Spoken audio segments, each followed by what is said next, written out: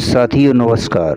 गीता ज्ञानदाता कहता है, जिस मनुष्य समुदाय में वर्ण आश्रम की व्यवस्था नहीं है और जो वैदिक सनातन धर्म को नहीं मानते, उनके लिए स्वधर्म और परधर्म की व्यवस्था कैसे हो सकती है।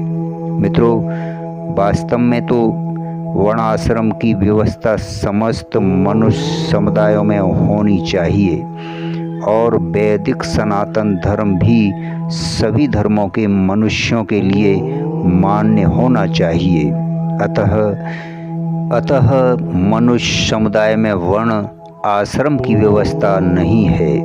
उनके लिए स्वधर्म और परधर्म का निर्णय करना कठिन है। तथापि इस समय धर्म संकट उपस्थित हो रहा है। मित्रों, गीता में मनुष्य मात्र के लिए उद्धार का मार्ग बतलाया गया है।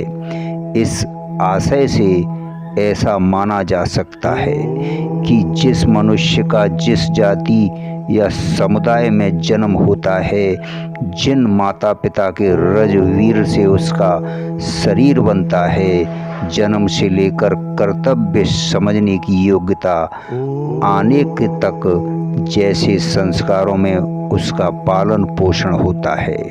मित्रों, पूर्व जन्म के जैसे कर्म संस्कार होते हैं, उसी के अनुकूल उसका स्वभाव बनता है।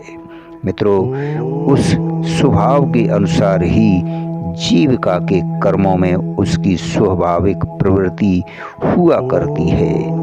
जिस मनुष्य समुदाय में वर्ण आश्रम की व्यवस्था नहीं है, उसमें उनके स्वभाव और परिस्थिति की अपेक्षा से जिसके लिए जो विहित कर्म है, अर्थात उनकी इस लोक और परलोक की उन्नति के लिए किसी महापुरुष के द्वारा जो कर्म उपयुक्त माने गए हैं, अच्छी नियत से कर्तव्य समझकर जिनका आचरण किया जाता है।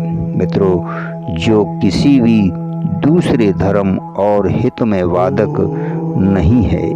मित्रों, मनुष्य मात्र के लिए जो सामान्य धर्म माने गए हैं, वही उसका स्वधर्म है और उससे विपरीत जो दूसरों के लिए विहित है और उसके लिए विहित नहीं है, वह परधर्म है।